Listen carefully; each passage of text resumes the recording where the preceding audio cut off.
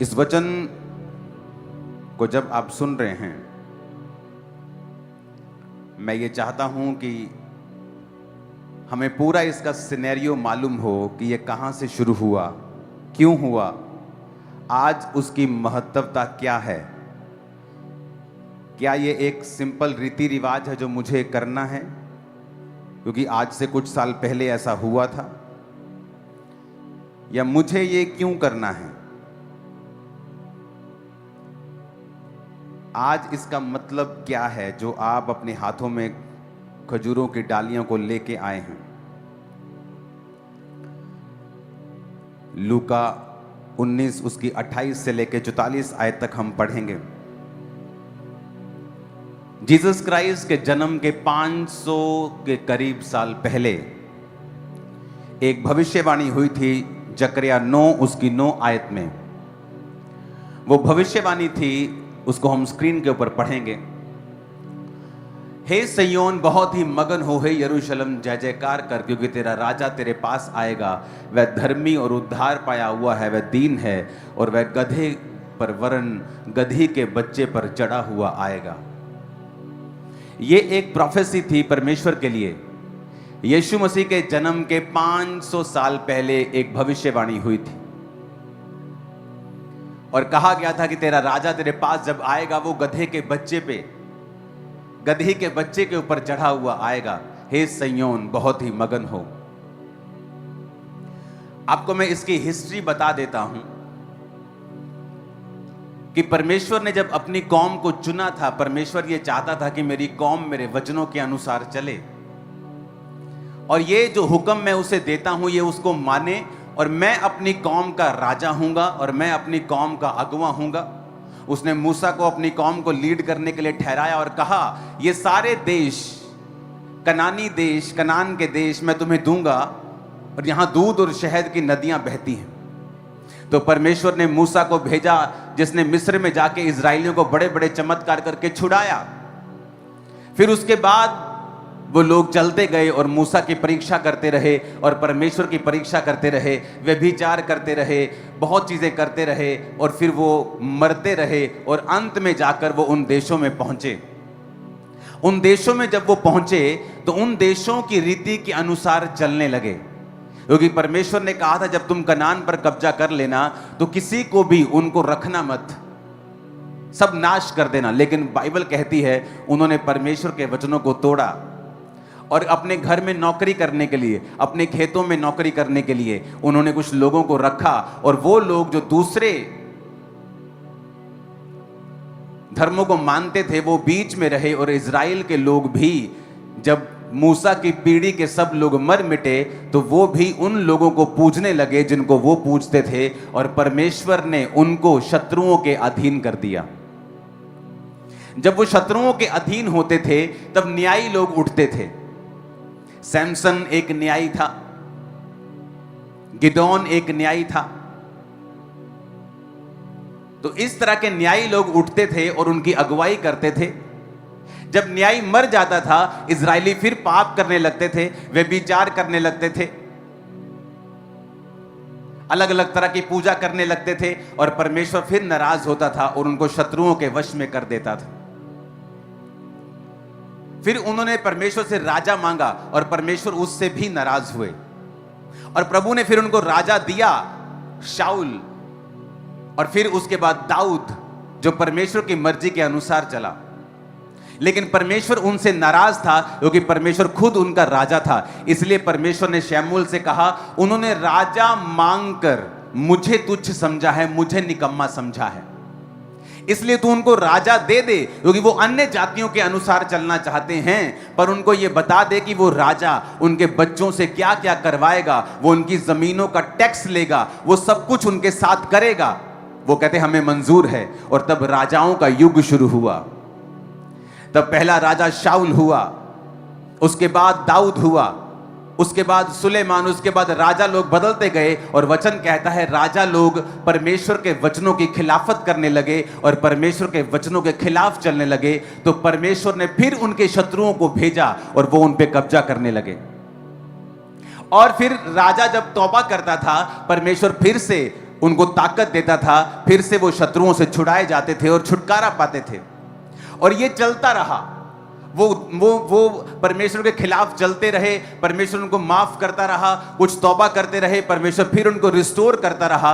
लेकिन एक दिन जब परमेश्वर की अति हो गई, जिस तरह नूह के टाइम पे परमेश्वर ने कहा था अति हो गई, अब मैं सबको नाश कर दूंगा, उस समय अति हुई और परमेश्वर ने लास्ट राजा को, अगर आप बाइबल की हिस्ट्री पढ़ेंगे यीशु मसीह के जन्म के 600 साल पहले से, तो उन राजाओं को परमेश्वर ने शत्रुओं के हाथ में कर दिया और फिर वो बेबीलोन में उनको लेके गए। फिर दूसरी बार लेके गए और बाइबल कहती है उसके बाद परमेश्वर के भवन को नष्ट कर दिया गया, क्योंकि इजरायली पापी निकले। मैं ये हिस्ट्री क्यों बता रहा हूं, आपको अब समझ आएगा कि क्या पाम संडे के पीछे की क्या स्टोरी है। तो वचन ये कहता है कि जब वो वहां पे पहुंचे बेबीलोन में, तो भविष्यवाणी थी कि बेबीलोन से फिर वो वापस आएंगे, क्योंकि परमेश्वर अपने लोगों की सुधि लेगा जब वो प्रार्थनाएं करेंगे। अपने पड़ोसी को बोलो, जब वो प्रार्थना करेंगे। ऊंची आवाज में बोलो, फिर से कहो अपने पड़ोसी को, जब वो प्रार्थना करेंगे तो परमेश्वर फिर से उनको वापस भेजेगा। और वचन कहता है परमेश्वर ने अपने नबियों को वापस भेजा बेबीलोन से, और उन्होंने परमेश्वर के भवन को जो नष्ट कर दिया गया था दोबारा बनाया। वचन ये भी कहता है कि उसके बाद परमेश्वर ने नेहमिया को फिर से भेजा और उसने भवन के आसपास की यरूशलेम की सब दीवार को बनाया। कितने इस बात को समझ गए हैं? आपको पूरी बाइबल में समझा रहा हूं, जस्ट आपको ताकि समझ आए कि हुआ क्या था। हालेलुया। अब उस घटना के बाद साइरस ने जब यरूशलेम में ज्यूज को भेजा, यीशु मसीह के 300 साल पहले अलेक्जेंडर ने फिर वहां पे राज्य किया। यीशु मसीह के 200 साल के करीब वहां पे सीरियन लोगों ने राज्य किया। यीशु मसीह के 167 साल पहले वहां पे सब कुछ बैन कर दिया गया। यीशु मसीह को मानना, यहोवा को मानना बैन कर दिया गया। यीशु मसीह के जन्म के 165 साल पहले यहूदी लड़े और अपनी इंडिपेंडेंस को वापस लिया। अब यहां से शुरू होती है स्टोरी। यीशु मसीह के 160 साल पहले यहूदी लोग वापस लड़े और उन्होंने अपनी इंडिपेंडेंस को वापस ले लिया। और वहां से हनुक्का फेस्टिवल जो यहूदी लोग मनाते हैं उसकी शुरुआत हुई थी। अब जब 100 साल बीत गए और वहां पे यहूदी लोग राज्य कर रहे थे, तो 2 भाई थे वहां पर, और जो वो 2 भाई थे वो यहूदी थे, और उनके बीच में लड़ाई हुई कि अब यहूदियों का राजा जो था वो कौन बनेगा। और दोनों भाई यहूदी यहोवा को मानने वाले आपस में लड़ने लगे। और जब वो आपस में लड़ने लगे तो जो रोमन जनरल था, पोम्पी द ग्रेट उसका नाम था, उसने उनकी लड़ाई के बारे में सुना। हालेलुया। और दोनों भाइयों ने मिस्टेक ये की कि यहोवा को मानते हुए एक अन्य जाति रोमन जनरल को कहा। दोनों भाइयों ने अपनी अपनी जगह से चिट्ठी भेजी कि हम दोनों आपस में लड़ रहे हैं, मैं राजा बनना चाहता हूं, ये राजा बनना चाहता है, तो मेरी ओर से लड़। और एक अन्य जाति राजे को अपने घर की सारी सिचुएशन बता दी। जब अन्य जाति राजे को सारी सिचुएशन मालूम हुई कि ये 2 यहूदी जिन्होंने यहूदा को अभी इंडिपेंडेंस लिए इजराइल को 100 साल हो गए थे, अब ये यहाँ पे लड़ाई शुरू हो चुकी, सिविल वॉर टाइप गृह युद्ध शुरू हो चुका है कि अब राजा कौन बनेगा। और उसने डिसाइड किया कि वो आएगा और कब्जा करेगा। और यीशु मसीह के जन्म के 6 दशक पहले उसने वहां पे कब्जा कर लिया। और वहां पर उस लड़ाई का फायदा उठा के कि एक भाई कह रहा है मेरी ओर से लड़, दूसरा कह रहा है मेरी ओर से लड़, और उसने दोनों के ऊपर कब्जा किया। और वहां से रोमन शासन की शुरुआत हुई, जिस शासन में प्रभु यीशु मसीह ने जन्म लिया। अब ध्यान से समझना, जब यहां पर आपको 60-70 साल हो चुके हैं रोमन शासन के अधीन, तब लोगों ने वचन को निकाला और वचन में लिखा था, देख सिय्योन मगन हो, क्योंकि जय जयकार कर, क्योंकि तेरा राजा तेरे पास आएगा। उनको मालूम था कि ये प्रोफेसी जो है अभी पूरी नहीं हुई है, क्योंकि कोई भी राजा गधी के बच्चे के ऊपर बैठकर हमारे पास नहीं आया है। उन्हें यह मालूम था कि अब हमसे गलती हो गई है कि हमने अपने दुश्मन को इनवाइट किया है, हमने एक अन्य जाति को, स्वर्गदूतों का न्याय करेंगे, हम वचन कहता है हम विश्वासी लोग स्वर्गदूतों का न्याय करेंगे। और इसलिए वचन कहता है क्या तुम अपने झगड़ों का न्याय नहीं कर सकते हो? तुम अन्य जातियों को इनवाइट करते हो कि तुम्हारे झगड़ों का न्याय करें? क्या तुम्हें शर्म नहीं आती है? और वचन कहता है लोगों को मालूम था ये प्रोफेसी के बारे में, क्योंकि ये यीशु मसीह के जन्म के 500 साल पहले लिखी गई थी। यानी जब ये हो रहा था रोमी शासन, ये उसके 450 साल पहले की बात है कि उसने कहा था सिय्योन बहुत ही मगन हो, हे यरूशलेम जय जयकार कर, क्योंकि तेरा राजा तेरे पास आएगा, वो धर्मी उद्धार पाया हुआ, वो दीन है, वो गधे वरन गधी के बच्चे पर चढ़ा हुआ आएगा। उनको एक आस थी, क्योंकि वो 100 साल की इंडिपेंडेंस जो उन्होंने ली थी, वो 100 साल जो उन्होंने आजादी में जिए थे, अब उनकी गलती की वजह से, उनके पाप की वजह से फिर से रोमी उन पर शासन कर रहे थे, मनमानियां कर रहे थे, मनमाने टैक्स ले रहे थे, मनमानी चीजें उनके साथ कर रहे थे, धार्मिक आजादी वहां पे खत्म हो चुकी थी। तो उनको वो प्रोफेसी याद थी कि प्रोफेसी है कि परमेश्वर अपने राजाओं, अपने राजे को भेजेगा।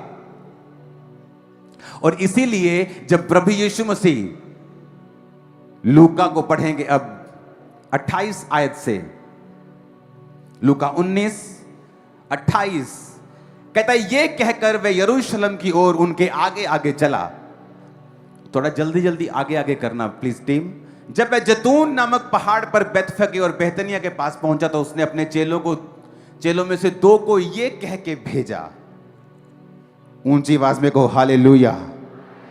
कहता सामने के गांव में जाओ, उसमें पहुंचते ही एक गधी का बच्चा जिस पर कभी कोई नहीं चढ़ा बंधा हुआ तुम्हें मिलेगा, उसे खोल कर ले आओ। जे कोई तेनू तानू पूछे ओ क्यों खोल दे इनू तुही, तो उनसे कहना कि ये परमेश्वर प्रभु यीशु मसीह को चाहिए। जो भेजे गए थे उन्होंने जाकर जैसा उनसे कहा गया था वैसा ही पाया। जब वो गधे के बच्चे को खोल रहे थे तो उसके मालिकों ने कहा क्यों खोलते हो इसे? चेलों ने कहा प्रभु को इसका प्रयोजन है। वे उसको यीशु के पास ले आए और वे अपने कपड़े उस बच्चे पर डालकर यीशु मसीह को उस पर बिठा दिया। वह जा रहा था तो वह अपने कपड़े मार्ग में बिछाते जाते थे।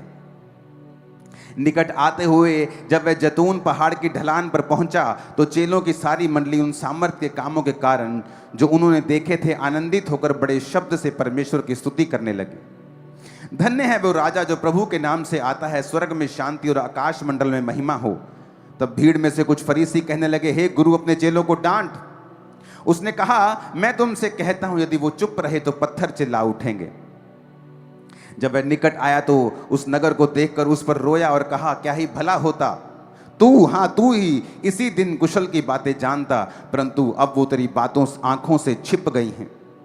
क्योंकि वो दिन तुझ पर आएंगे कि तेरे बैरी मोर्चा बांधकर तुझे घेर लेंगे, चारों ओर से तुझे दबाएंगे और तुझे और तेरे बालकों को जो तुझ में है मिट्टी में मिलाएंगे और तुझ में पत्थर पर पत्थर भी ना छोड़ेंगे, क्योंकि तूने उस अवसर को जो तुझ पर कृपा दृष्टि की गई थी ना पहचाना।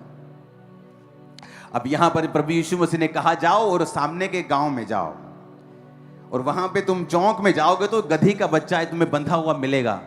और जब तुम उसको कुछ मत पूछना किसी से किसका बच्चा है, मालिक को मत ढूंढना, सीधा उसको खोलना शुरू कर देना। जैसे तुम खोलोगे तुम्हें लोग पूछेंगे इस बच्चे को क्यों खोलते हो, कौन हो तुम? तो तुम उनको कह देना कि मुझे ये चाहिए बच्चा, मुझे प्रभु को इसका प्रयोजन है। और जब वो गांव में पहुंचे और बच्चे को खोलने लगे, जैसे ही खोलने लगे यीशु मसीह ने जो कहा था वो पूरा हुआ और मालिक की आवाज आई ए क्यों खोल दे इनू, और प्रभु नु चाहिए भाजी। यीशु मसीह ने पे जैसा नु जाओ ले जाओ, क्योंकि वचन में लिखा था कि हे सिय्योन बहुत ही मगन हो, जय जयकार कर, क्योंकि तेरा राजा तेरे पास आएगा, गधी के बच्चे पर चढ़ा हुआ आएगा। यीशु मसीह के जन्म के 500 साल पहले यह प्रोफेसी थी। और वचन कहता है जब प्रभु यीशु मसीह उस गधे के बच्चे पर चढ़े हुए यरूशलेम में प्रवेश कर रहे थे, तो लोग, अब वहां पर दो किस्म के लोग थे, याद रखना। एक वो किस्म थी जो अब तक पुराने नियम में ही जी रहे थे, जिनको यह लगता था कि अब हम फिर से आजादी को पाएंगे, अब फिर से पॉलिटिकल रिवाइवल होगा, अब फिर से हमारा राजा आया है जो हमें आजाद कर देगा, जो फिर से हमारी इंडिपेंडेंस को, हमारी आजादी को हम तक लेके आएगा और हम फिर से राज्य करेंगे। प्रभु यीशु मसीह हमारा राजा होगा। और इसलिए यीशु मसीह के चेलों की मां उनके पास आके बोलती थी, प्रभु प्रभु हम जानते हैं कि तू राजा है, इसलिए जब तू अपने राज्य में जाए तो मेरे एक बेटे को दाहिने और एक को बाहिने बिठा देना। तो प्रभु एक को फाइनेंस मिनिस्टर बना देना और एक को होम मिनिस्टर बना देना, और कोई चेला बड़ी कुर्सी पे ना बैठने पाए। मेरा एक बेटा फाइनेंस मिनिस्टर हो, वित्त मंत्री हो, और दूसरा गृह मंत्री हो। क्योंकि वो लोग अभी भी पुराने नियम में जी रहे थे, क्योंकि वो प्रोफेसी आत्मिक थी जो उनको समझ नहीं आ रही थी कि सिय्योन मगन हो और जय जयकार कर। ये आत्मिक प्रोफेसी थी। और इसीलिए जब प्रभु यीशु मसीह अपने चेलों के साथ और गधी के बच्चे पर बैठे हुए आए, क्योंकि राजा जब शांति का प्रतीक देता था तो वो हमेशा गधे पर आता था, और जब उसने लड़ना होता था वो घोड़े के ऊपर आता था। हमेशा अगर आप देखेंगे तो वो घोड़े के ऊपर आता था। उस समय जो रोमी थे, जब वो उस फेस्टिवल में आते थे, वो पूरी मिलिट्री पावर को लेके आते थे और डेमोन्स्ट्रेट करते थे। जब रोमी उस फेस्टिवल में यरूशलेम में आते थे, राजा लोग आते थे, तो वो पूरी मिलिट्री के साथ धगड़ धगड़ धगड़ धगड़ पूरा डेमोन्स्ट्रेशन करते थे पावर की। जिस तरह आज डेमोन्स्ट्रेशन होती है, मेरे पास ये मिसाइल है, ये परमाणु है, ये, तो वो भी डेमोन्स्ट्रेट करते थे उन दिनों में राजा लोग, कि प्रजा को मालूम हो, इन लोगों को मालूम हो कि हम कितने पावरफुल हैं। और दूसरी तरफ प्रभु यीशु मसीह डेमोन्स्ट्रेट नहीं कर रहे थे, बल्कि गधी के बच्चे पर, कितना साइज होता है, छोटा सा होता है गधी का बच्चा, और उस पर बैठे थे और उस पर आ रहे थे, क्योंकि वो शांति का राजकुमार था, वो शांति का राजा था। वो पॉलिटिकल रिवाइवल करने नहीं आया था, वो सरकार बनाने के लिए नहीं आया था, वो एक आत्मिक राज्य को स्थापित करने के लिए आया था।